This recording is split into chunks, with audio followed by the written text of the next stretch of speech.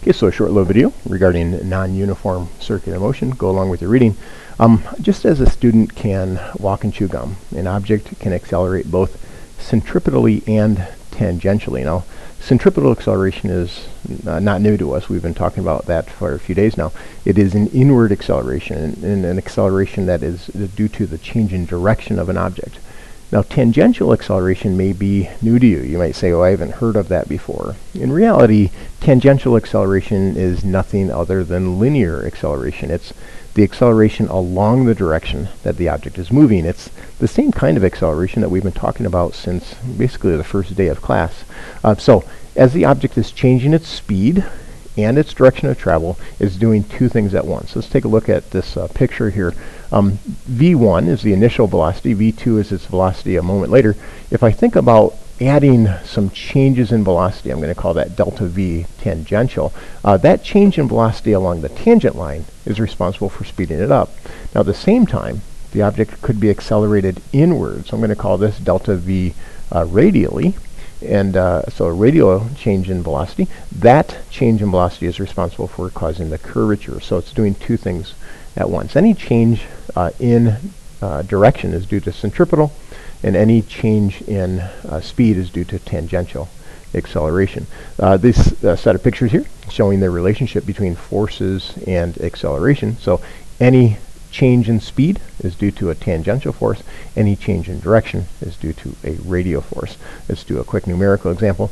Let's say an object is accelerating along the tangent line at a rate of 3 meters per second squared due to some tangential force.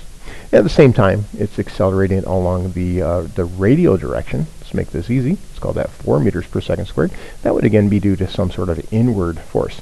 Well, the overall acceleration, A, could be found by nothing other than the Pythagorean theorem. And that's because the tangential acceleration and the radial acceleration are, by design, perpendicular to each other. And so in this case here, gave us some easy numbers. The acceleration in this direction would be 5 meters per second squared. And again, Pythagorean theorem and also SOHCAHTOA could be used since those accelerations are perpendicular. Some examples for us. A hammer throw, something that you may have seen before, perhaps if you've seen the Olympics in person, or if you've watched them on the TV, perhaps even at the college level. I believe the hammer throw is a collegiate event. A person is whirling this ball around in a circle.